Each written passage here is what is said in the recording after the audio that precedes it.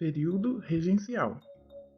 A crise do primeiro reinado foi um antecedente do período regencial, e o que levou a essa crise foi a Guerra da Cisplatina, de Brasil contra a Argentina, pela posse da província Cisplatina, que deixou o Brasil com um endividamento. Também a sucessão do trono em Portugal e a falência do Banco do Brasil.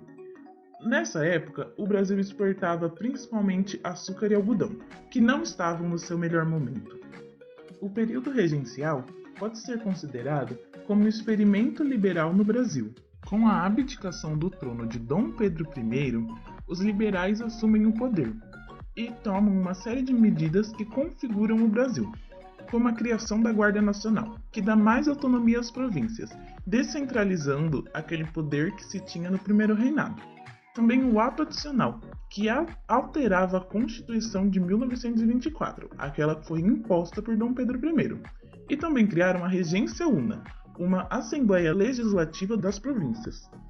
Este período foi um momento de grande instabilidade política, já que houveram várias revoltas populares de escravos livres que não tinham direito, elitistas, de grandes produtores que queriam menos taxação e de escravos que queriam a sua liberdade. Os conservadores, que não aceitavam as mudanças liberais, criaram a Lei Interpretativa, que voltava o poder a uma capital e centralizava novamente o poder. Este momento é chamado de regresso conservador, porque a maior parte dos países estavam se tornando liberais, e o Brasil estava regredindo e se tornando novamente um império.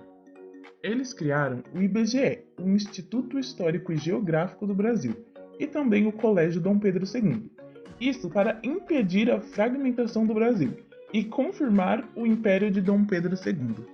Aqui, eles começam a criar a história do Brasil, a partir do descobrimento da América, para assim consolidar o território histórico e geográfico do Brasil.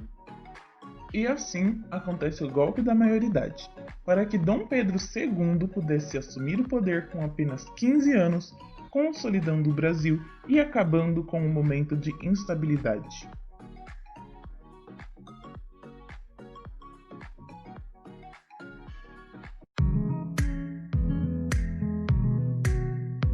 Durante essa regência foram: Guarda Nacional.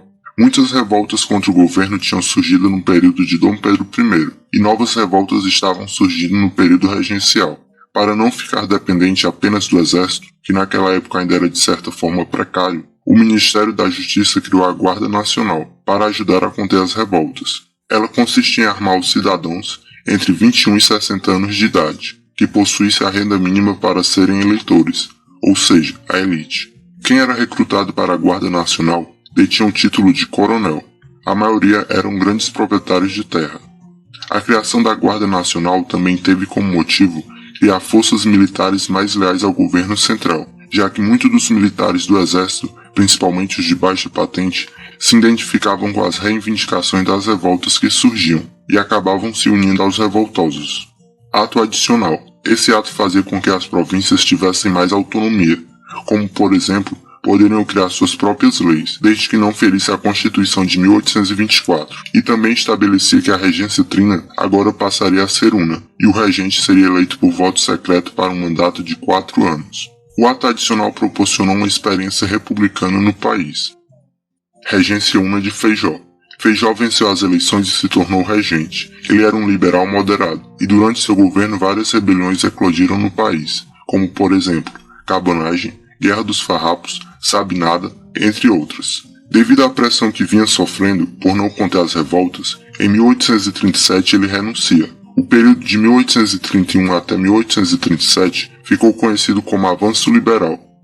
Com a autonomia que o ato adicional tinha dado para as províncias, isso também tinha acarretado no aumento das tensões políticas locais. Dessa forma, quem apoiava o ato adicional era chamado de progressista, e quem não apoiava era chamado de regressista. Os progressistas e regressistas eram basicamente uma divisão do grupo dos liberais moderados, já que os restauradores e liberais exaltados tinham perdido bastante força. Com a renúncia de Feijó, uma nova regência foi estabelecida, Regência Una de Araújo Lima. Ele era um conservador, e em sua regência ele criou a lei interpretativa do ato adicional, que fazia com que a autonomia nas províncias fosse diminuída. O período que compreende a sua regência, 1837 a 1840, ficou conhecido como Regresso Conservador. Vendo a instabilidade política no momento, os liberais conseguem dar fim ao período regencial através do golpe da maioridade, que consistiu em reconhecer Pedro de Alcântara como maior de idade aos 14 anos. Desta forma, em 1840, Dom Pedro II tornou-se imperador do Brasil. O golpe da maioridade foi feito com assentimento de Dom Pedro II. Além disso, grande parte da população clamava pelo retorno da figura do imperador.